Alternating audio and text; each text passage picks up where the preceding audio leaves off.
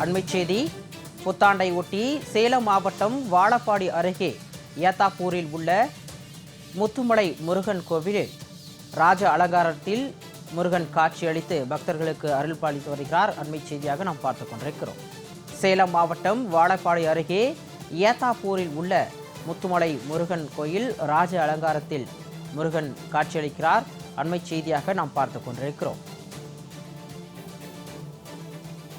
கூடுதல் விவரங்களோடு எமது செய்தியாளர் சந்தானம் இணைப்பில் இருக்கிறார். விவரங்களை கேட்டு பெறலாம். வணக்கம் சந்தானம், இது தொடர்பான விரிவான விவரம். கண்டிப்பா. சேலம் மாவட்டம் வாழப்பாடி அருகே ஏத்தாப்பூர் கிராமத்தில் அமைந்துள்ளது ஸ்ரீ முத்துமலை முருகன் கோயில்.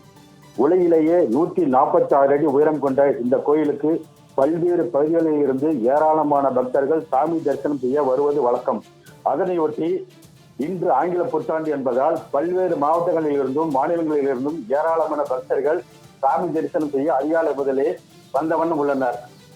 தொடர்ந்து மூலவர் முருகப்பெருமானுக்கு பல்வேறு வாசன திரவியங்கள் கொண்டு அபிஷேகம் செய்த நிலையில் வண்ண மலர்களால் அலங்கரிக்கப்பட்டு ராஜ அலங்காரத்தில் முருகப்பெருமான் பக்தர்களுக்கு காட்சியளித்து வருகிறார்.